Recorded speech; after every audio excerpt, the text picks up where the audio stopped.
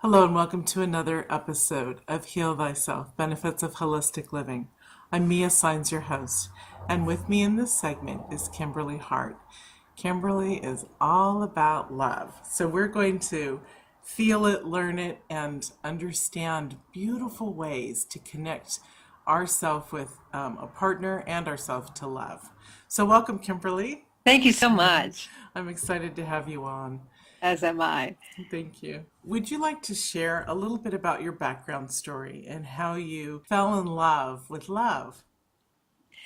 Absolutely. My background story is like so many people who end up in the serving professions. I had a very bumpy childhood, very violent, yet I had a school system that believed in you, and that was the saving grace from my childhood. And I became an overachiever relatively quickly because I was sure that if I became an overachiever, then maybe I could earn your love. It never dawned on me that I deserved love just by virtue of the fact that I was alive. That wasn't in my consciousness until I was well into my 20s, heading into my 30s. Everything was about earning, impress, being an expert, being sophisticated, or all the stuff that you can't really love in another person. And what I was really striving was, would someone please love me? So the child in me was not taken care of. The adolescent, the young adult was arrogant and superior. So who would love that?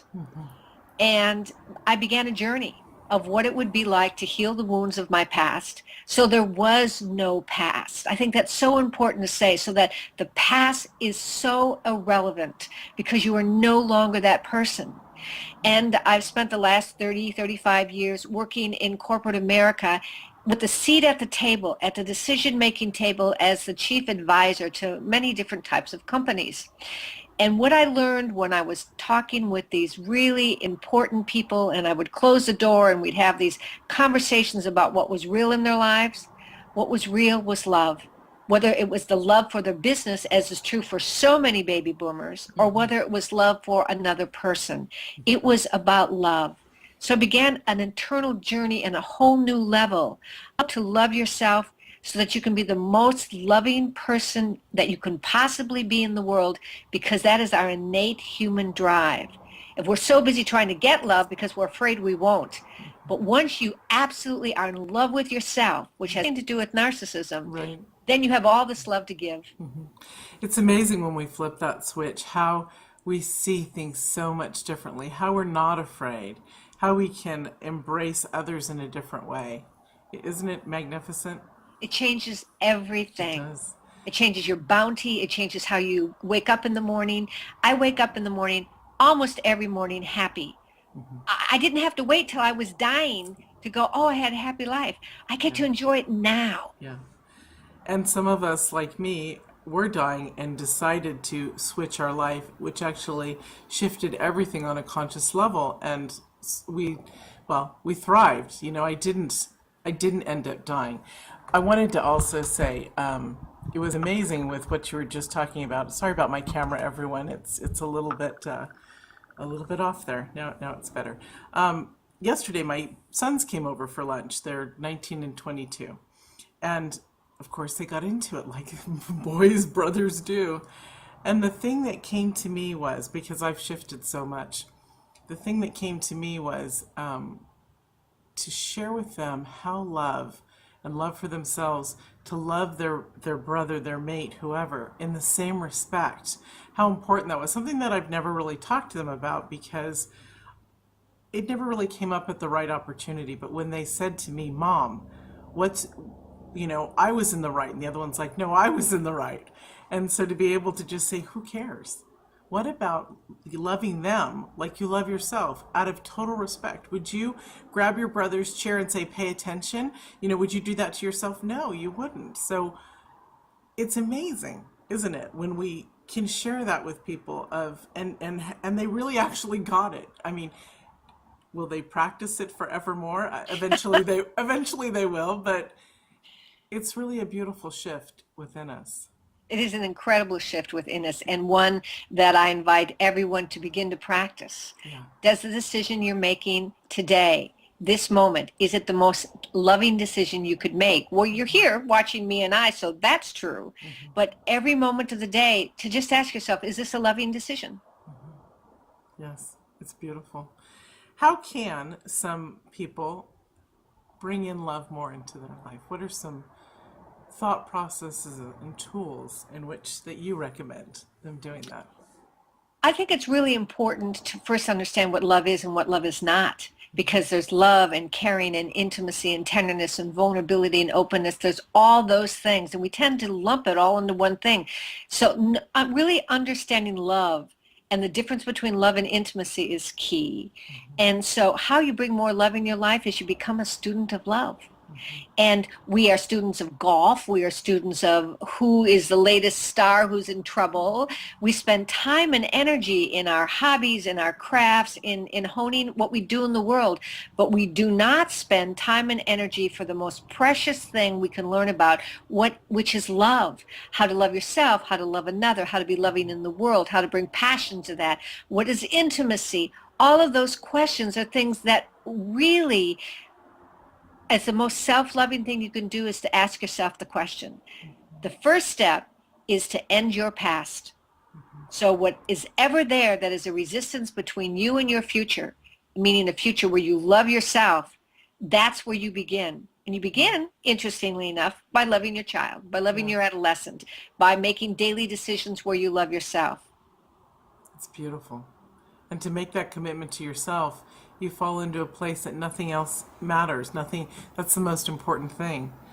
And then things really begin to shift, don't they? They can shift very rapidly. It's not like you have to be in therapy for 7 years. In fact, I suggest when people go therapist shopping that if by the 5th time you haven't already made substantial change, you're in the wrong place. Get out, find someone else.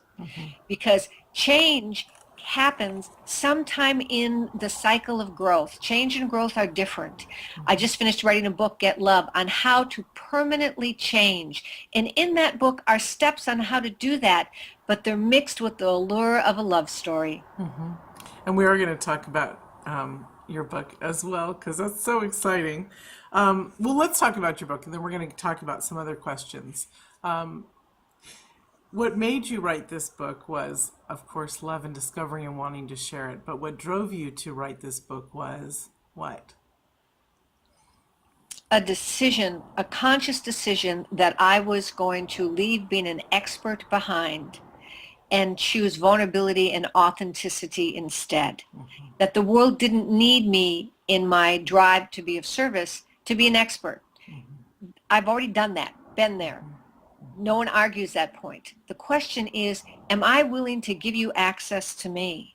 Am I willing to be as authentic as I can possibly be? Because that's what human beings need to be sharing with each other. It's why there's a pandemic of loneliness, is we will not share vulnerably. We will not share authenticity. We will not share our dark side and our light side. And I hasten to say that we are much more reticent in sharing our light than we are our dark. We're happy to go to lunch and tell everyone how awful things are, but to tell them how brilliant we feel, to tell them how we are soaring in the world, we shy away from that. Well, when we are ourselves, we have to authentically be true. And if we're not, that means that there's pain within us that deeply needs healed. Or that intimacy, there's that intimacy. And really, to be connected with somebody, we have to understand ourselves first, don't we? Absolutely, we have to understand ourselves first, and it's a lifetime journey. It never stops. I have people say, well, okay, so I'm a really happy person and I'm successful on all levels. It's over. No, that's ground zero. You see, happiness is ground zero. Being successful in every area of your life is ground zero. Now you are in the position of stretching the capacity of what it means to be human. Yeah. To be human and to bring this in, it's remarkable. I like how you said, and it's really important for those who have struggled, and you and I both have had many of them come sit in front of us behind our desks, the ones that can't be authentically true because of that fear, and how you said, put yourself out there. Isn't it amazing to talk about all the brilliance instead of all the negativity? I had to let a friend go not too long ago that I've loved for so long. He's brilliant. But because my life is happy, I feel like there's shards of stuff coming back at me in conversations, down the road. Absolutely. We can't have that, because if we're here to grow our grace, how can we grow our grace and be who we truly want to be if the ones we love the most can't accept us the way we are because they can't accept themselves? We can't. And interestingly enough, my story for 2014 was very much the same. Ending relationships that I failed to notice, meaning I didn't want to notice, that were codependent. And saying goodbye to people I thought I would never say goodbye to. Not because they were wrong, but because our paths split when I decided no longer to hang in the drama, instead to hang in the joy. And hanging in the joy is so awesome. I love It's it. so much fun. It There's is. more adventure there. There's more excitement. People go, well, isn't it boring? It is anything other than boring. Yeah, because when you're in the joy, you're such a creator of your own life. You're really in control. You're the queen or the king of your own life. Nobody can then say, excuse me, but you can't do this because you're not you're following exactly your path. Everything flows smoothly. Your money flows, your opportunities flow, your creation flows. Things aren't stagnant when you're in the joy like that. You It's know you're on beautiful. your path when the obstacles are either leaped over or are non-existent. It's Yeah. not like we don't have days when we wish we had done better. It's not like we don't have days where we're absolutely crazy. We all do. We're talking about the majority of how we are in the world and how we live our lives. We're not talking about not being human, but we are talking about embracing life in a totally new way. And it's wonderful that you mentioned that, because we have to honor when we take a few steps back in order to, some people are like, oh, it scares them to take a few steps back in their life. Well, no, because we leap so much further as we adjust and move forward. And so I'm glad you brought that up, because embracing that aspect is really vital to our human psyche blending with our soul, with our spiritual essence. It's Absolutely. it's beautiful. Let's talk about get the love you deserve. We are all born with the right to have all the love, joy, passion, bounty that the universe has to offer. God got us all that is, gave you that gift. You can say no to that gift. You can say no, and we do, because our culture, our families, we've decided that effortless lives are the people who have spoons in their mouths, and we resent them rather than to find out how they do that. We build statues of the people in pain. There's actually lists in some religions about what you have to do to be saintly, and it's all about suffering. It's time we let that earth go, that world go. I invite you to join us in the world where you don't get points for struggling. I loved to struggle because then I get to feel so clever when I got out of it. I would move myself, not consciously, but still, I have to be responsible for it, into huge messes, which I would then dig my way out of. And then I'd go, well, isn't that clever? It's much more clever not to create the struggle at all. Yeah, that's awesome. I have a saying, trauma brings drama. And those of us who have had trauma in our younger lives Yes. love the drama until we realize we don't love the drama. It doesn't benefit us anymore. We love to be, when we become empowered and fall in love with ourselves, let's really use the term, because it's not selfish or arrogant. I'd like you to talk more about that, because there are many people who are confused about self love, self discovery. They think that it's arrogant, like you were saying. They think it's selfish, when truly it's it's glorious. Would you talk about that? Sure. Let's talk a little bit about what narcissism really is. Narcissus was so beautiful that he looked into the river and he saw his face and stayed stagnant there until a goddess went by and bonked him on the head and said, you love yourself so much, fine, you can stare at yourself forever. What narcissism is about is being so without yourself that everything is about you, because you're so empty inside. There's such a void. There's such pain that everything must be about you. Self-love has nothing to do with that. Self-love is about making decisions yes and no decisions. When you say no to someone, that means when you say yes, you really mean it. When you say no to yourself, I'm not going to eat that because it's not a loving thing to do, or I'm not going to participate in that activity because it's not the most loving thing I want to do, or that person is really hot, but I know I'm going to get hurt, and to say no. We often say yes to things because we allow our adolescent to run our lives, and oh, they love drama. It's their job as adolescents to love drama. As adults, we want to not allow our adolescents to make decisions in our lives. Self-love is about bringing to your life everything you desire, to receive it and to earn it. You can't earn love. You can't earn the goddess God's love. You can't do it. They already love you 100%. Once a glass is filled 100%, you can keep pouring water in it, but the water's just going to leave. You are already totally loved. Your job, the hardest job, is to begin to receive it, to believe it, to test it out by not creating drama. And to then you'll have experiences of things just happening. I remember when I first started to do that, I would think something and would happen, and that scared the bejesus out of me. It's like, I have to be really careful what I think because it's going to happen. That's right. When you love yourself, magic happens just like that. It's a law of physics. It's called the law of resonance. When two vibrating forces come together, given enough time, they will vibrate at the same level. So if I love myself, if I'm in love with myself, by virtue of holding that resonance, the only people I will attract who will stay are people who love themselves and want to share their love with me. Right. And that's really the most beautiful aspect of relationships. Yes. It is. Wow. You know, I just, as we're talking, things, of course, go through our minds. And I'm looking at people's faces who have been in my life, and then the ones who have stayed because they're so magnificent and they want to be with me, but they don't need anything from me. They're so self-sufficient, so self-secure. And when you get to that place, that's where the fun starts. It's absolutely where the fun starts. You then hang with people who are boundaryless as far as what they believe is possible. And they hang out in the unknown, which is where when you're in trauma, you can't possibly tolerate. You have to bring in control. And here's an interesting thing to know. Control and love cannot live in the same place simultaneously. So if you were a control freak like me, at one point you're going to have to make a decision. Do you want control or do you want love?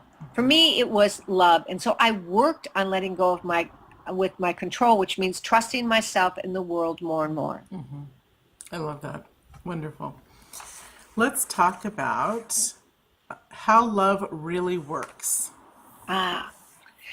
See, we need to really study love.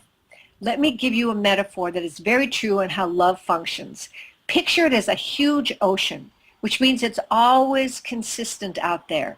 But it's not constant. The waves come in and they go back out. Love is like that. You meet someone that you love, either a new friend or someone that you want to have a romantic relationship, and it just clicks. Bam, the wave comes in, you're smacked with it, your biochemistry changes, everything works in the world, and it really does. You're not making it up. It really does work. And then one day, you're sitting at the kitchen table, and you're looking across and you go, what am I doing with this person? Who are they? And we've all had that experience, but of course we don't dare say it out loud. What happened is the wave of love went out. So if you do not have intimacy in your relationship, close, open, tender, vulnerable, trusting, knowing, caring, and loving, if you don't have intimacy, you'll wreck the relationship. I have an acquaintance who just is publishing now a divorce book about all the people who left too soon because the wave of love was out. And then a week, 2 weeks later, after they had this huge blow up, which they caused or allowed, and then the wave came back and they went, I just made the biggest mistake of my life and there's no going back. Love comes and goes, and intimacy is the glue that holds relationships in place. Because some days, especially in a romantic relationship, and it's true for friendships too if we tell ourselves the truth, and that is you just don't like them some days. You just don't. There's a 70-30 rule. 70% of the time you love something about them and 30% of the time you hate it about them. The exact same thing. Welcome to being human. It's wild. That aspect I never really looked at, which is thank you, because that's something I learned because you just brought it into clarity. Sometimes you're just like, dang, Yeah. what am I seeing in this? And then you're right. And then it's like, ooh, Uh, oh, isn't this fun? Yeah. But part of it is being in touch and being in love with yourself or understanding, honoring the things about you that need to be honored first so that you can be in a relationship, a functioning relationship with somebody that when those moments of frustration or irritation come in, you still see beyond, oh, yes, I do love this person deeply because X, Y, and Z. You know why you love that person. And you're willing to wait for, as you said, that wave to come back in. right. So, And when the love really becomes profound, it goes from, tell me why you love me, and then you do, to you no longer need a why. It's your gift. you know, It's your it's gift. it's so funny you said that because I used to always say to my husband, um, tell me you love me. And he'll say, really? Really? Because he's very, self sufficient, everything. Really? I have to tell you why I love you. Or I have to tell you I love you. And I'm like, yes, you do. That's right. Say the word. Of course, it's not like he never told me. He told me all the time. But, when I would ask, he'd be surprised. Really? You need to hear it right now? Only because, and just now when you said that, because it used to make me go, wait a minute, of course I need to hear this. But truly, it was my whatever, my little girl, my insecurities, my whatever came up, wanted me to hear, you know, tell me you love me, when in all reality, I knew he loved me. Yes, yes, but in your defense, I will say everything you said is exactly true. But let me add a component to that. And that component is it behooves us to know how our partner wants to be loved and It to love does. them that way. It If does. you want him to say, I love you, then even though he is in his head and he does things that he thinks is perfectly clear that he loves you because he does these things because he's a man after all, and they do things. They want to be enough. And as women, we need to appreciate that's how they love us and teach them how to love us more our way. And in return, learn how to love them in their way so they experience it as loving as well. Absolutely. I agree with that. That's beautiful. Yeah, absolutely. Okay, let's talk about the elements of resistance in love. Ah, there are many. The most one that is assuming you have ended your past, which is a huge assumption. You've ended your shame. If I could wave a magic wand and give everyone three gifts, it would be that you ended your shame and you really understood what that meant, that you knew you were deserving, and that you knew how to change your beliefs. The planet would change on a dime if everyone had those skill sets. And if we began teaching those in the first grade, for goodness sakes, not wait till we're 30, 40, 50. I have clients in their 80s, not waiting. And so what is so incredibly important about really understanding that is that one, it's never too late. There is no such thing as time, and you deserve all the love the universe has to offer. And the only person who's in your way is you. And it's somewhere in your past that we call it the battlefields. Is it guilt or shame or anger or resentment or I'm not going to until you do this or I'm never going to forgive? All of those are resistances to love. You know yours and your best friend knows yours. So if you're going to play ignorant, then take your best friend to lunch and say, how do I resist love? They'll list them off just like this because they watch you all the time. Right. It's truly amazing. It's really taking responsibility for our actions and looking at us. Right. And our actions and our feelings and our thoughts that are in align with those and our actions and our feelings and thoughts are all predicated on what we believe. Your beliefs create your reality. Almost all business books and many self-help books are now all saying the same thing. Learn what you believe because you can't have what's not in your belief systems. And it's really true. You cannot. Your subconscious mind, which holds your beliefs and makes sure that your beliefs are honored, is so powerful that whatever you believe is going to happen. And how you know that's true in your love life is I bet anything you've had the repeated pattern of the same thing happen, no matter how you've chosen someone who you thought was totally different than the last person, but you always end up in the same emotional quagmire. It's always the same for you. It's because you have a belief around love that you haven't changed, and you need to change, because no amount of therapy, no amount of trying to change your behavior, no amount of anything is going to override your subconscious mind. It's that powerful. Until you look at it and you have that That's right. responsibility. Yeah. It's Absolutely. awesome. Awesome. Okay. So I can't believe this, but time is flying by. Oh, It's like we just got we on. did. I know. Would you like to share your free gift with us? Absolutely. My website is www.getlove.com. Real easy. You want love? Go get it. Getlove.com. And you'll find 2 free recordings for you. One on how to end loneliness, and one, what is true love. They're my gifts to you. Please enjoy. It's beautiful. Lovely. Let's talk about your book. I want you to share with us, because when we write books, we write them for a purpose, for a reason. They're powerful. They're a part of us. So share with us what you'd like us to know about your book, Everything and Anything. The first thing I want to share is that my love story is in that book. I take you as if you're my best friend, and I don't hold anything back. You and I walk it together, and by walking my love story with me in the forms of love letters, you get to see love progress. You get to see where I fall on my face. You get to see when I shine. You get to see it all. And hopefully you find yourself in there, because during the love letters, I do teaching so that you can learn. But the most important thing is, finally, you can learn how to change your beliefs on your own. I hand the power to you. I don't want you to be in therapy for 30 years unless you happen to enjoy the friendship with your therapist, right? I want Right. you to have the power. Please, my gift to you is to give you the 4 steps on how to change your life forever by rewiring your subconscious mind. We, you don't have to get into the details of those 4 steps, but would you tell us what those 4 steps are? Recognize what you want to change. Find out why you haven't changed it, and we go through questions that will help that. Forgive Awesome. yourself for all the pain. That's a linchpin to forgive that wounded you. And then I actually take you into your subconscious mind, and together we rewire it. Awesome. That's beautiful. Um, Talk a little bit more for people who the third one there was Forgiveness. a clincher for so many people. They don't know how to forgive for past experiences. They don't know how to forgive for the way they've treated people, the way they've been treated, the whole gamut of it. Will you talk a little bit about forgiveness? Sure, you forgive the why. For instance, I was raised, one of my parents was what I call a human animal, and one was totally immature. And so do I forgive my father's human animal behavior? No, his behavior is not forgivable. Aha. But he and his wounds are forgivable.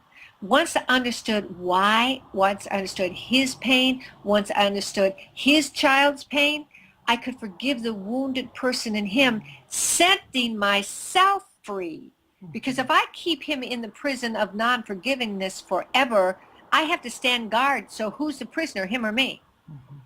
Look for the why you did what you did when you do self-forgiveness. Look for the wounded person. In the meditation we do together, I actually have you see the wounds in your body, the look on your face. You can forgive that. You can forgive the why, even if you choose never to forgive the behavior. That's beautiful. Forgiveness in relationships is so Everything. important. It is, because we can't move on with it. Not even if we ended a relationship, we still have to forgive Yes. everything about Ourselves it. and them, because we allowed or created it, one or the other. We create our own realities. Let's be totally responsible. But forgiveness, that's the balm. That's the linchpin to most change. You can grow and have insight and never forgive. But change, be different, have a new life, which I absolutely want for you, you must learn to forgive. Forgive the why. It really is the most important aspect of self-growth, I agree. because we just cannot get past if we can't forgive. That's right. I've seen so many people not be able to forgive, not be able to forget. We don't forget.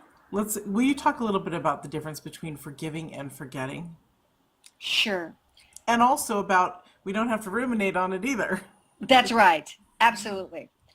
I can tell you that though I would match you pain for pain if you want to play that game, which I won't play with you, but if you wanted to, I can tell you that what is really true is that once you forgive yourself, the past loses its power and you no longer literally are that person. So you're no longer looking behind you. You are looking into the future. You're looking into the future, and your future and what you want from it turns around and looks at you and creates your present. It's called the future creates your presence on the backdrop of the past. What kind of backdrop do you want? It's never too late to have a happy childhood by changing your beliefs about it, by understanding the why about it, and releasing it. And then create a new one by re-raising your child and re-raising your adolescent. Awesome. I almost said far out. I love this. This is what I teach too. So I love this. I now I see even more why our synchronicity when we met a couple weeks ago was so clear. It's Absolutely. fantastically beautiful, honey. Thank you. So we are out of time, but I wanted to stretch a little more because you're brilliant. What is in your heart that you want to share with the audience before we say goodbye? That I really wish for you love above and beyond all things. I wish that for you. That's so beautiful. Thank you. And I agree. I wish you all love too. It's beautiful. Very beautiful. Thank you so much, Kimberly, for joining us. It's my honor. Thank you. And thank you all. We'll see you in another episode.